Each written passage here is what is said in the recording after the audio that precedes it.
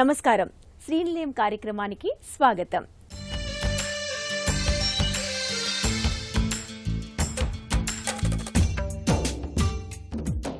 ఆంధ్రప్రదేశ్లో శరవేగంగా అభివృద్ధి చెందుతున్న జిల్లా అనకాపల్లి. ఇప్పటికే అనకాపల్లి అంటే వ్యవసాయ పరంగా అభివృద్ధి చెందిన ప్రాంతం. బెల్లం, మామిడి పంటలకు నెలవుగా ఉన్న ప్రాంతం. కూటమి ప్రభుత్వంతో ఇప్పుడు సరికొత్త పారిశ్రామిక ప్రగతి వైపు అడుగులు వేస్తోంది. Arcelor Mittal, ReNew energy, bulk drug factory, green hydrogen ఫ్యాక్టరీలు రావడంతో పల్లె ప్రాంతాలు ఇప్పుడు నగరాలుగా మారుతున్నాయి. ఫలితంగా పరవాడ, అచ్యుతాపురంలో అపార్ట్మెంట్లు, స్వతంత్ర గృహాలు వ్యాపారపరంగా అభివృద్ధయ్యాయి. పెద్ద ఎత్తున ఇప్పుడు ఇళ్ల నిర్మాణాలు జరుగుతున్నాయి. ఇవి పరవాడ, అచ్యుతాపురం, అనకాపల్లి రోడ్లో ఉన్నాయి. వీటి సమీపంలో కొండకర్ల ఆవ మంచినీటి సరస్సు ఉండడం పర్యాటక ప్రాంతంగా అభివృద్ధి అవుతోంది. ఈ నేపథ్యంలో ఆంధ్రప్రదేశ్లోని అనకాపల్లి జిల్లా స్థిరాస్తి రంగ అభివృద్ధి విశేషాలు శ్రీనిలయం స్థిరాస్తిలో ప్రత్యేక కథనం.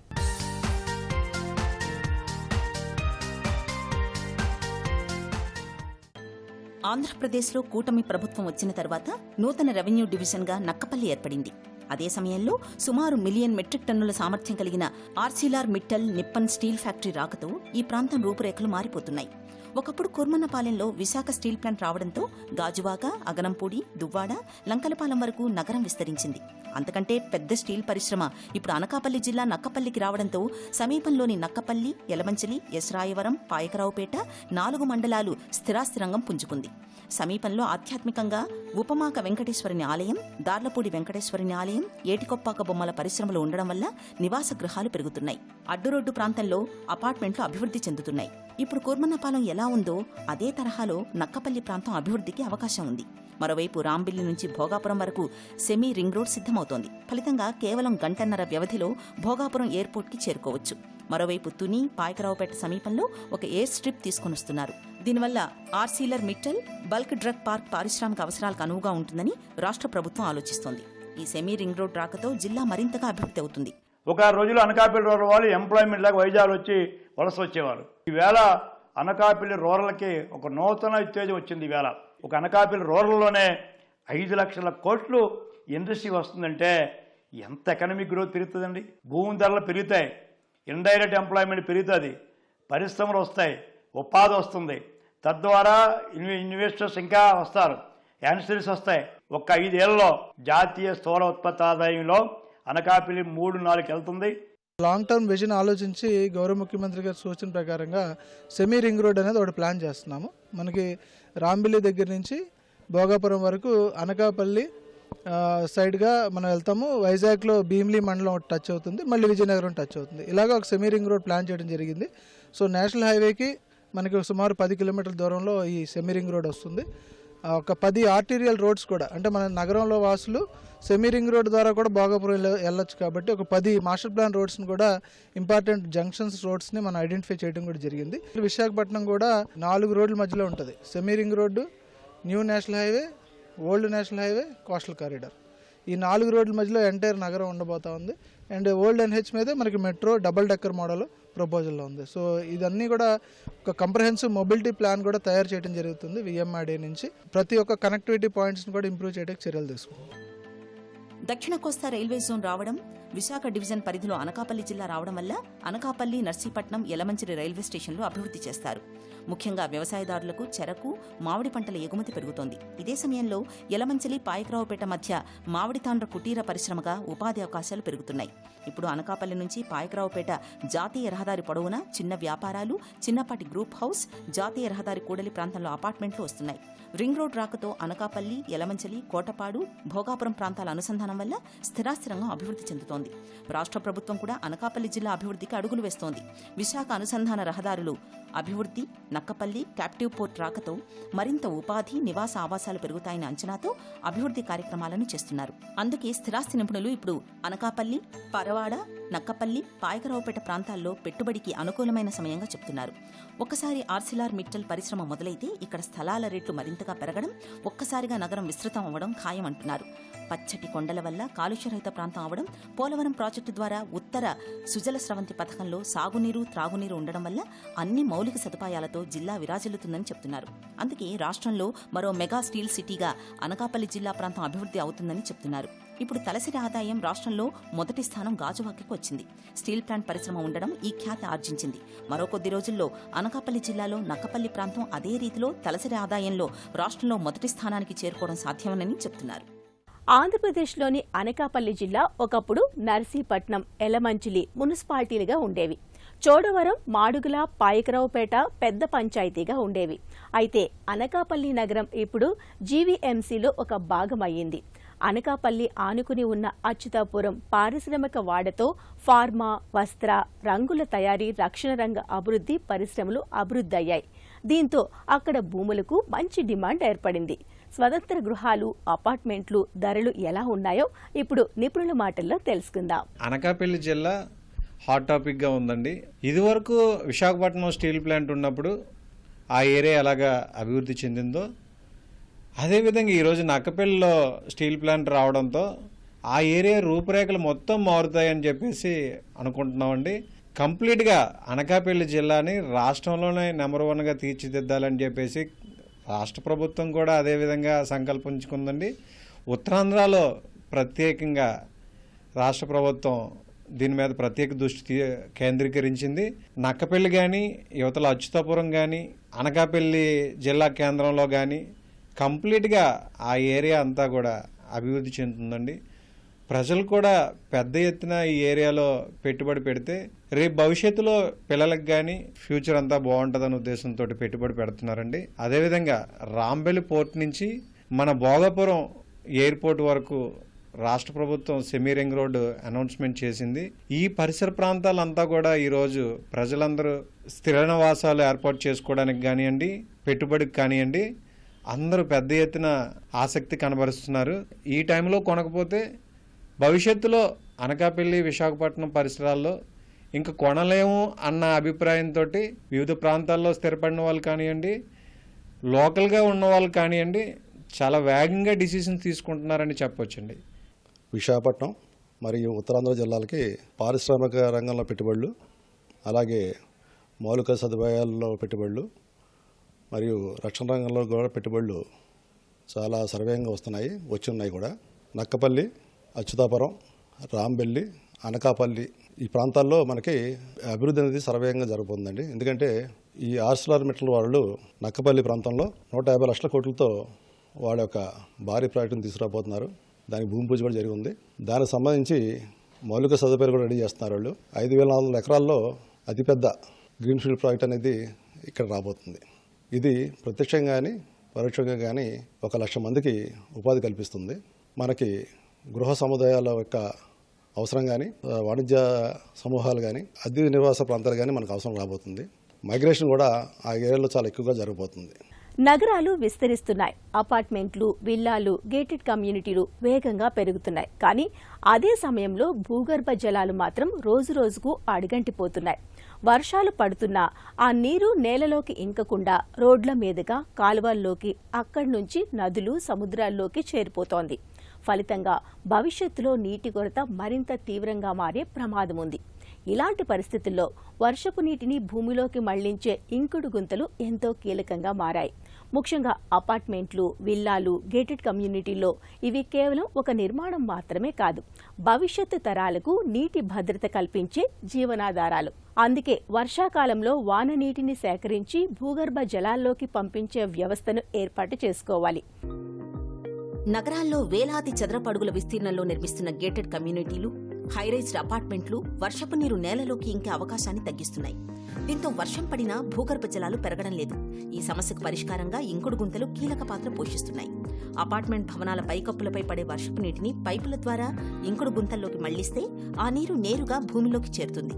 ఫలితంగా భూగర్భ జలమట్టం పెరిగి బోర్లు, బావుల్లో నీటి లభ్యత పెరుగుపడుతుంది. ఇళ్లల్లో, అపార్ట్మెంట్లలో ప్రతిరోజు నీటి అవసరం పెరుగుతోంది. కానీ భూగర్భ జలాల నిల్వలు తగ్గిపోతున్నాయి. ఇలాంటి సమయంలో ఈ వర్షాకాలంలో భూమిపై పడే ప్రతి చుక్క వర్షపు నీటిని భద్రపరచడం అత్యంత అవసరం. ఇందుకు ఇంకుడు గుంతలే సరైన పరిష్కారంగా నిపుణులు చెబుతున్నారు. భారీ వర్షాలు కురిసినప్పుడు అపార్ట్మెంట్ ప్రాంగణాల్లో నీరు నిల్వ ఉండడం సాధారణం. ఇంకుడు గుంతలు ఉంటే ఆ నీరు వేగంగా భూమిలోకి ఇంకిపోతుంది. ఫలితంగా నీటి నిల్వలు, డ్రైనేజీ సమస్యలు, దోమల పెరుగుదల వంటి ఇబ్బందులు తగ్గుతాయి. చాలా గేటెడ్ కమ్యూనిటీల్లో నీటి కోసం బోర్లపైన ఆధారపడుతున్నారు. భూగర్భ జలాలు తగ్గితే బోర్లు ఎండిపోతాయి. కానీ ఇంకుడు గుంతల ద్వారా వర్షపు నీరు భూమిలోకి చేరడంతో బోర్లలో నీటి మట్టం పెరిగి వాటి జీవితకాలం కూడా పెరుగుతుంది. వేసవి కాలంలో అనేక అపార్ట్మెంట్లు లక్షల రూపాయలు ఖర్చు చేసి వాటర్ ట్యాంకర్లు కొనుగోలు చేస్తుంటాయి. ఇంకుడు గుంతల ద్వారా భూగర్భ జలాలు పెరిగితే ట్యాంకర్ల అవసరం తగ్గి కమ్యూనిటీ నిర్వహణ ఖర్చులు కూడా తగ్గుతాయి.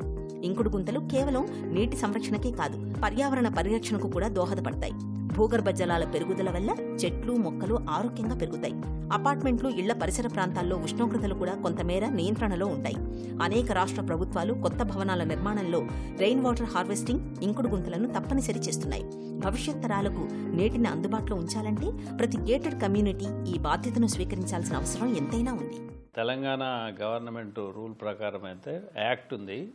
వాల్టా యాక్ట్ 2002 ప్రకారము 200 స్క్వేర్ మీటర్ల కన్నా ఎక్కువ ప్లాట్ ఏరియా ఎక్కువ ఉన్నటువంటి ఇండ్లు ఏవైతున్నాయో వాటి అన్నిట్లో కంపల్సరీ రీఛార్జ్ బిట్స్ కట్టుకోవాలి. ఈ ఇంకుడు గుంతలు కట్టుకున్న వాళ్ళ దాంట్లో చాలా వరకు రీఛార్జ్ అయ్యి వాళ్ళ బోర్లకు నీళ్ళు వచ్చి వాళ్ళు హ్యాపీగానే ఉన్నారు. కానీ ఈ సంవత్సరం మాత్రము వర్షాలు తొందరగా రాకపోవటం వల్ల, ఎండలు ఎక్కువ కావటం వల్ల చాలా వరకు నడుస్తున్న బోర్లు ఎండిపోవటం జరుగుతుంది. ఇప్పటి నుంచైనా ప్రజలు అవగాహన చేసుకొని ఇంకుడు గుంతలు ప్రతి ఇంట్లో ఒక ఇంకుడు గుంత ఉండేటట్టు చూసుకొని వాళ్ళ రూఫ్ మీద పడ్డటువంటి వర్షపు నీళ్ళు వాళ్ళ భూమిలోనికే ఇంకేటట్టు అయితే వాళ్ళ బోర్లో నీళ్లు ఎక్కువై వాళ్ళ బోర్లు ఎండిపోకుండా పనిచేస్తాయి. అయితే పెద్ద పెద్ద అపార్ట్మెంట్లు వాటిల్లో ఆల్రెడీ వేసిన బోర్లు పూర్వం ఉన్నటువంటి బోర్వెల్స్ లోతు తక్కువ ఉండి ఇప్పుడు అవి ఎండిపోగానే మళ్ళీ కొత్త బోర్లు వేస్తారు. అట్లా ఎండిపోయిన బోర్లు ఏవైతున్నాయో వాటి చుట్టూ కూడా ఇంకుడు గుంతలు కట్టి ఒక పద్ధతి ప్రకారం చేసుకున్నట్లయితే టెక్నికల్గా గైడెన్స్ తీసుకొని వాటి చుట్టూ ఇంకుడు గుంతలు కట్టి ఆ బోర్లను ఇంజెక్షన్ వెల్గా మార్చుకున్నట్లయితే ఆ అపార్ట్మెంట్లలో కూడా నడుస్తున్న బోర్లు ఏవైతున్నాయో అవి ఎండిపోకుండా పనిచేయడానికి ఆస్కారం ఉంటుంది. ఇక గేటెడ్ కమ్యూనిటీలో విల్లాలలో ఉంటే ఏమవుతుందంటే ప్రతి విల్లాకు ఒక రీఛార్జ్ పిట్ కడతారు. కానీ అవి ఓన్లీ ఒక ఛాంబర్ మాదిరిగా కట్టి దానిపైన ఒక గ్రీన్ క్లాత్ వేస్తారు. అది మామూలు పిట్టే.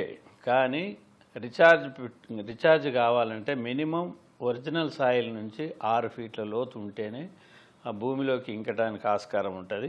ఆ ఛానల్లో ఏదైతే ఉందో వర్షపు నీళ్ళ దారి ఏదైతే ఉందో ఆ దారిలో అక్కడక్కడ 200 ఫీట్లు బోర్వెల్స్ డ్రిల్ చేసి వాటికి ఇంకుడు గుంత కట్టి ఈ ఛానల్ను కంటిన్యూ చేసినట్లయితే అక్కడక్కడ బోర్లలో నీళ్ళు ఈ రీఛార్జ్ అవుతూ మనకు ఉన్నటువంటి బోర్వెల్స్లోకి నీళ్లు ఎక్కువై వాళ్ళకి ఎండిపోకుండా పనిచేస్తాయి. ఎండిపోయిన బోర్లను కన్వర్ట్ చేసుకోవటము, తర్వాత రీఛార్జ్ పిట్లను డెప్త్ మినిమం 6 ఫీట్లు ఉండేటట్టు చూసుకొని ఫిల్టర్ మీడియా వేసినట్లయితే ఆ భూగర్భ జలాలు పెరగడానికి ఆస్కారం ఉంటుంది. తెలుగు సంస్కృతికి అద్దం పట్టే పాత ఇళ్లలో మండువా లోగిళ్లు ఒక ప్రత్యేక స్థానం సంపాదించుకున్నాయి.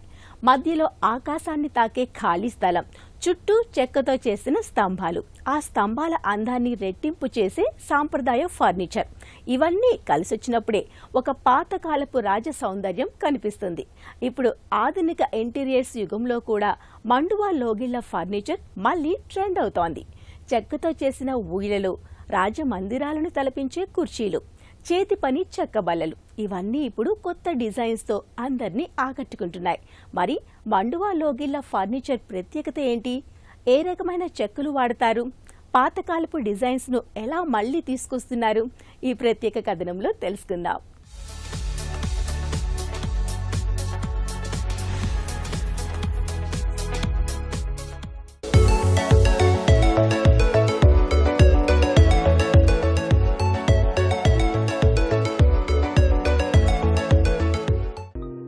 పాత ఇళ్లలో మండువా లోగిళ్లు అనేవి కుటుంబ బంధాలకు ప్రతీకగా ఉండేవి.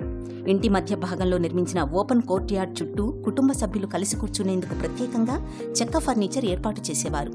ఆ రోజుల్లో టీక్, రోజ్వుడ్, సాగువాన్ వంటి బలమైన చెక్కలతో తయారైన కుర్చీలు, మంచాలు, ఊయలలు ఎక్కువగా కనిపించేవి. ఈ ఫర్నిచర్ కేవలం అలంకరణకే కాదు, తరతరాలకు నిలిచే ఆస్తిగా భావించేవారు. మండువా లోగిళ్ల ఫర్నిచర్ షాప్స్లో అడుగుపెడితే ముందుగా కనిపించేది పాతకాలపు రాజమందిరాల వాతావరణం. భారీ చెక్క తలుపులు, చేతి పని డిజైన్లు, చెక్క ఊయలలు ప్రత్యేక ఆకర్షణగా నిలుస్తాయి. టేక్, రోజ్వుడ్ వంటి నాణ్యమైన చెక్కలతో తయారు చేసిన ఫర్నిచర్కు ఇప్పుడు ఎక్కువ డిమాండ్ ఉంది. ముఖ్యంగా హ్యాండ్ కార్వింగ్తో రూపొందించిన కుర్చీలు, టీపాయిలు, డైనింగ్ సెట్లు వినియోగదారుల్ని విశేషంగా ఆకట్టుకుంటున్నాయి. ఇప్పుడు ఫర్నిచర్ షాప్స్ కేవలం వస్తువులు అమ్మే ప్రదేశాలుగానే కాకుండా సంప్రదాయ కళను ప్రదర్శించే కేంద్రాలుగా మారుతున్నాయి. మండువా లోగిళ్ల కోసం ప్రత్యేకంగా రూపొందించిన ఫర్నిచర్ను కావలసిన విధంగా తయారు చేసి ఇస్తున్నారు. చెక్క ఊయలలు, స్తంభాల డిజైన్లు, పురాతన శైలిలో తయారైన సోఫాలు ఇంటికి రాయల్ లుక్ తీసుకొస్తున్నాయి. కొన్ని షాప్స్ అయితే పాతకాలపు ఇళ్ల నమూనాలను సెట్ చేసి కస్టమర్లకు ప్రత్యక్షంగా తయారు చేసి ఇస్తున్నారు. Everybody intentions to have a very old vintage life. Vintage lives తో పాటు we initially started with making vintage homes. Vintage homes లో చూస్తే మండువా లోగిళ్ళు. మండువా లోగిళ్ళు is having highest importance in homes అండి, వింటేజ్ హోమ్స్లో. ప్రతి ఒక్క డీటెయిలింగ్ కూడా we have considered to give the aesthetics of vintage living. Furniture is customized and designed in then way it has being అస్థెటికల్గా మ్యాచ్ అయ్యేట్లుగా, ఆ వింటేజ్ వైబ్స్ని get back చేసేలాగా. So it is being brought to the customers now. So దీంట్లో elements ఏమి ఎక్కువ అంటే మన మండువా లోగిళ్ళకి ఇంపార్టెన్స్ ఇచ్చేలాగా ఉండే ఫర్నిచర్స్ అన్ని మన దగ్గర దొరుకుతాయి. మండువా లోగిళ్ల ఫర్నిచర్లో ప్రధానంగా హ్యాండ్ కార్వింగ్ ఉంటుంది. పాతకాలపు డిజైన్లను మళ్లీ రీక్రియేట్ చేయడానికి ఇప్పుడు ప్రత్యేక కార్మికులు పనిచేస్తున్నారు. సంప్రదాయ లుక్తో పాటు మోడర్న్ ఫినిషింగ్ కూడా ఇస్తున్నారు. ఇప్పుడు ఇంటీరియర్ డిజైన్లో సంప్రదాయ శైలికి మళ్లీ డిమాండ్ పెరుగుతోంది. అందుకే మండువా లోగిళ్ల ఫర్నిచర్ని ఆధునిక ఇళ్లలో కూడా ఉపయోగిస్తున్నారు. Would finishing, antique polish, heritage డిజైన్లు ఇవన్నీ కలిపి ఇంటికి ప్రత్యేకమైన రాయల్ లుక్ తీసుకొస్తున్నాయి. విదేశాల్లో నివసించే తెలుగు కుటుంబాలు కూడా ఇప్పుడు ఈ సంప్రదాయ ఫర్నిచర్పై ఆసక్తి చూపిస్తున్నారు. ఆన్లైన్ మార్కెట్ పెరగడంతో ఇప్పుడు మండువా ఫర్నిచర్కు దేశ విదేశాల్లోనూ మంచి డిమాండ్ ఏర్పడింది. సోషల్ మీడియా, డిజిటల్ క్యాటలాగ్ల ద్వారా కొత్త డిజైన్లను వినియోగదారులకు పరిచయం చేస్తున్నారు. ముఖ్యంగా హోమ్ ఇంటీరియర్లో సంప్రదాయాన్ని ఇష్టపడే యువత కూడా ఇప్పుడు ఈ ఫర్నిచర్ వైపు ఆకర్షితులవుతున్నారు. మండువా లోగిళ్లలో ఎక్కువగా కనిపించే ఫర్నిచర్ అంటే చెక్క ఊయలలు. ఇంటి మధ్యలో వేలాడే పెద్ద ఊయల కుటుంబ సభ్యుల కలయికకు గుర్తుగా ఉండేది. ఇక భారీ చెక్క బల్లలు, పొడవైన బెంచీలు, అలంకార కుర్చీలు ఇవన్నీ ఇంటికి రాజసంగా కనిపించే వాతావరణాన్ని తీసుకొస్తాయి. ముఖ్యంగా చేతితో చేసిన చెక్క నకాషీ పనులు ఈ ఫర్నిచర్కు మరింత అందాన్నిస్తాయి. అయితే మండువా లోగిళ్ల ఫర్నిచర్ కొనుగోలు చేసే ముందు కొన్ని జాగ్రత్తలు తీసుకోవాలని చెబుతున్నారు నిపుణులు. నాణ్యమైన చెక్కను ఎంపిక చేసుకోవడం, ఫర్నిచర్ కొనుగోలు చేసే ముందు wood quality, polish, termite protection వంటి అంశాలను తప్పనిసరిగా పరిశీలించాలని సూచిస్తున్నారు. సరైన నిర్వహణ ఉంటే ఈ చెక్క ఫర్నిచర్ తరతరాలకు నిలుస్తుందని చెబుతున్నారు. మోడర్న్ హౌస్లో కూడా ఒక మండువా స్టైల్ స్పేస్ క్రియేట్ చేసి అక్కడ ట్రెడిషనల్ ఫర్నిచర్ పెడితే చాలా క్లాసిక్గా కనిపిస్తుంది. ఇప్పుడు యువత కూడా ఈ డిజైన్లను ఇష్టపడుతున్నారు. ఎక్కువ కాలం మన్నికగా ఉండాలంటే కాలానుగుణంగా పాలిష్ చేయాలి. టర్మైట్ ప్రొటెక్షన్ తప్పనిసరిగా చేస్తూ ఇలా జాగ్రత్తలు తీసుకుంటే మండువా లోగిళ్ల ఫర్నిచర్ తరతరాలకు నిలుస్తుంది అంటున్నారు నిపుణులు.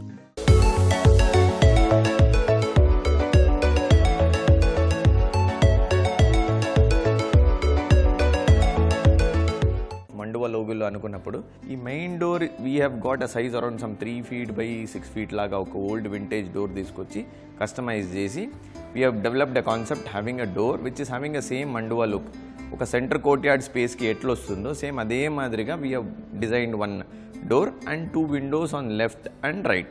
A small vintage decor item which is having a window shape we have designed in that space. These are like vintage event trunks or as console tables or center tables that can be decor items. Lot of event people are also using nowadays andi. And this is one beautiful piece what we have in our showroom andi. Like all hand painted, you can have a look. See the detailing, you can see.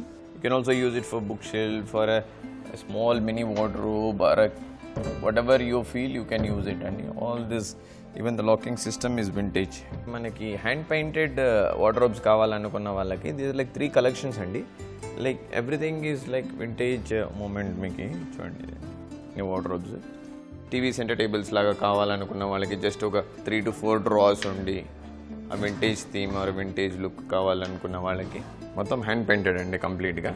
Everything is hand painted. This is an exclusive product of our showroom andi. See, this is a fresh piece done in a carved in a mango wood, and you can see the design of a 2 peacocks can be used as a seating space or a guest space. Guest seater can be used in a big villas like that. Completely wood, no metal or nothing like that. Completely wood, hand painted. This is one piece and which is like a small indoor puja room can be placed. It's like small reclaimed old vintage puja room laga design chesam.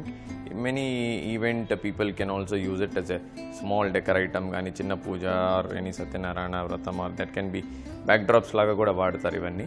You can see this vintage rocking chairs are meeki chudandi. మీకు అవుట్డోర్స్లో కానీ బాల్కనీస్లో కానీ మండువాలో గిల్లో కారిడార్స్లో కానీ అట్లా బయట కూర్చొని enjoy that veranda spaces కానీ it looks very ambient and reading newspapers people who love reading books అట్లా వాళ్ళు కూడా it's like perfect chair for them. ఇది ఒక ఓల్డ్ ట్రంక్ అండి which is converted into center table now. You can also sit here and relax in బాల్కనీస్లో కూడా వేసుకోవచ్చు ఇది యాక్చువల్గా.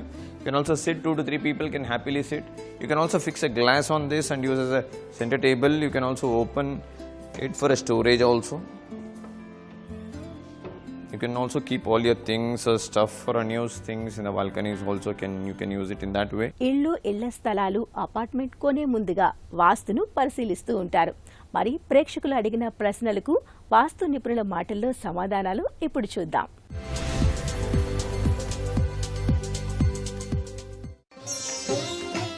వాస్తు శాస్త్ర ప్రకారం శంకుస్థాపనకు అత్యంత శుభప్రదమైన స్థానం ఏది? మొట్టమొదటిగా స్థలం అనేటువంటిది చూసుకోవాలి. ఈ స్థలాన్ని 9 భాగాలుగా విభజన చెయ్యాలి. 9 భాగాలుగా విభజన చేస్తే మొత్తం 81 భాగాలు వస్తాయి. ఈ 81 భాగాలు వచ్చినప్పుడు ఈ 81 భాగాల్లో ఇదంతా కూడా పిశాచ స్థలం. అంటే మనం ఇల్లు అనేటువంటిది ఇక్కడ నుండి ఇక్కడ వరకు మాత్రమే కట్టాలి, దీనిలోనే ఇల్లు కట్టుకోవాలి. ఇక బయట అనేటువంటిది ఇల్లు అనేటువంటిది రాకూడదు. ఇది చాలా ముఖ్యంగా గుర్తుపెట్టుకోవాల్సింది. దీనిలో వాస్తు పురుషుడు ఈ విధంగా శిరస్సు ఇటు పెట్టి, బాహువులు ఈ విధంగా పెట్టి, నాభి అనేటువంటిది ఇక్కడ వచ్చే విధంగా చేస్తూ ఉంటాడు. ఆ నాభి అనేటువంటిది ఎక్కడ వస్తుంది అంటే శంకుస్థాపన అసలు సహజంగా ఎక్కడ చేయాలి? పిల్లవాడు ఎలా అయితే బొడ్డు తెంచుకొని పుడతారో, నాభి తెంచుకొని పుడతారు, అదేవిధంగా ఈ స్థలతత్వంలోంచి నాభి నుండి మనం శంకుస్థాపన అనేటువంటి కార్యం చేయటం వల్ల ఈ యొక్క గృహము అనేటువంటిది ఉద్భవిస్తుంది. చూడండి సైంటిఫిక్గా ఎంత పోలికుందో. ఈ విధంగా ఎప్పుడైతే మనం నాభి దగ్గర శంకుస్థాపన చేశామో ఏర్పడేటువంటి పిండం గృహపిండం, గృహం బలంగా ఏర్పడుతుంది. అది తెలియనప్పుడు ఈస్ట్ వైపు చేసుకుంటూ ఉంటారు చాలామంది. ఆ యొక్క స్థలం నాభి ఐడెంటిఫై చేయలేనప్పుడు ఈస్ట్ వైపు చెయ్యండనో, లేకపోతే ఈశాన్యంలో చెయ్యండనో, లేకపోతే ఈశాన్యంలో ఇల్లు కట్టేటప్పుడు వచ్చేటువంటి ఈశాన్యం పిల్లల్లో చెయ్యండనో, ఇలా రకరకాలుగా చెప్తూ ఉంటారు.